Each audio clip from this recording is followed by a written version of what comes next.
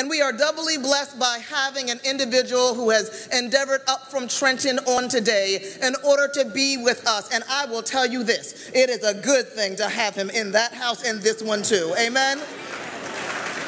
And so many of you do not need an introduction to this man, because I remember what it looked like on election day. I saw you and you and you there too. So without further ado, I'm going to name and recognize our incredible governor, Governor Phil Murphy, who is here to be with us to say just a few remarks.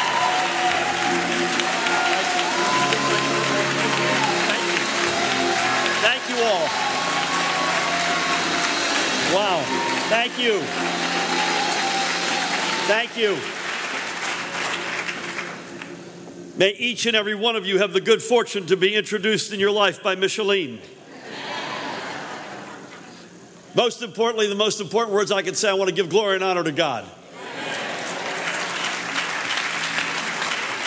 Senator Menendez, thank you so much for bringing us all together today. You are a champion for our state, a dear friend, and a strong voice for fairness and common sense in Washington. And given what we see and hear coming from the other end of Pennsylvania Avenue, I don't know what we'd do without you. God bless you, Senator Menendez.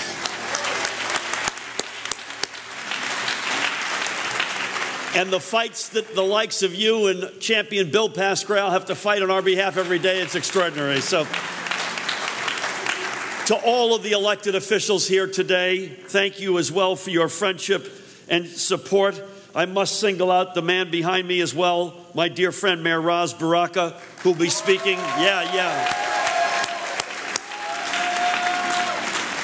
He'll be speaking in a bit. He is proof of how strong leadership can lift an entire city, and what's happening in Newark is nothing short of amazing.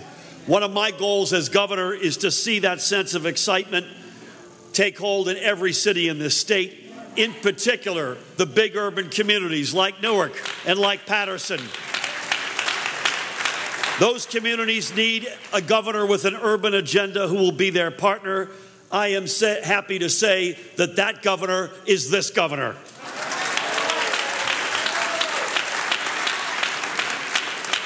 I want to also add my congratulations to today's honorees, and there'll be no mystery about who they are because they're wearing some rocket boutonnieres. John Harmon of the African American Chamber of Commerce. God bless you, John. To his right, Charles Hall and the African American Heritage Parade and Festival Organization. And on the aisle, Ryan Haygood of the New Jersey Institute for Social Justice. These recognitions are richly deserved. And as I say, giving glory and honor to God, Reverend York, thank you for your blessing. I must say, it's a particular blessing for me to be back at St. Luke and to be back here with my dear friend, Pastor Kenneth Clayton.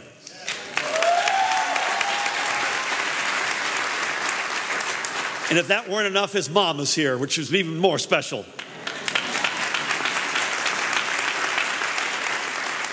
Ladies and gentlemen, let's think for a minute about the importance of Black History Month. Surely there are so many great names, including so many from New Jersey, that deserve to be in the public mind year-round and not just in February. But the wonderful thing about history is that it is not just a celebration about the past, but it also points us to the future. Without history, there would be no role models and heroes in whose footsteps we can now attempt to follow. Without history, there would be no shared experiences from which we can learn.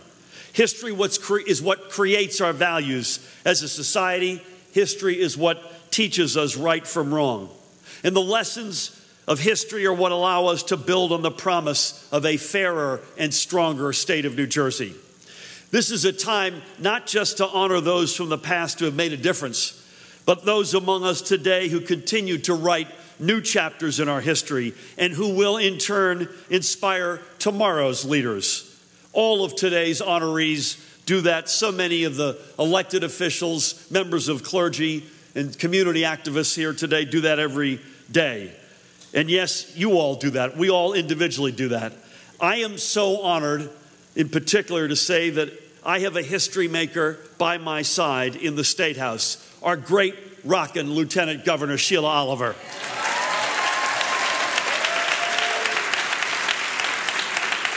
And if that weren't enough, we also have sitting beside my dear friend, Chairman John Kerry today, a rock star of a Secretary of State in Passaic County's own Tahisha Way.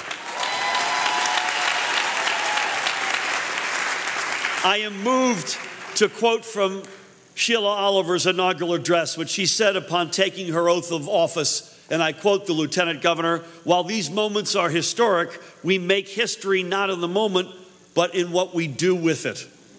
That must be our clarion call, not just in Black History Month, but every day. We must strive to do more, be more, and achieve more in every moment. We must remember that we are one state, the most diverse state in these United States. We are one New Jersey family, and we do not succeed unless we all succeed. That must be what we take, Senator, from this extraordinary annual celebration.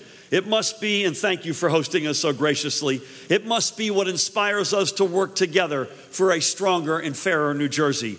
A New Jersey where everyone who works finds the promise of a $15 minimum wage and the protection of earned sick leave, where every community, including communities like Paterson, benefits from good schools that prepare our children for good jobs, and where common sense gun safety laws keep our streets safe.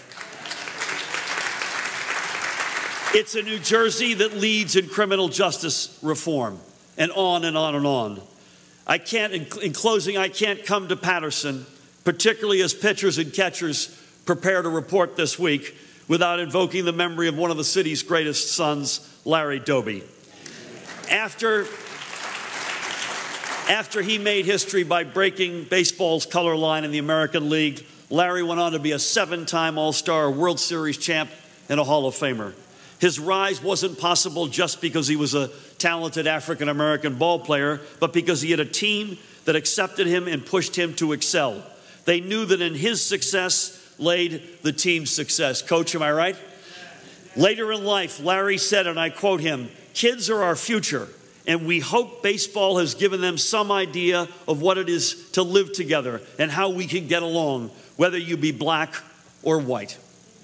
That is a lesson to keep every month, not just this month of the year. Once again, it is an extraordinary honor to be in Paterson today, to be here at St. Luke, and to Senator, thank you so much for hosting this wonderful celebration. God bless you all.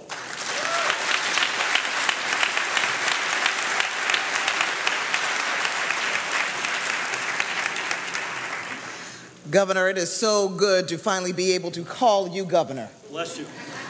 And so we thank you so much.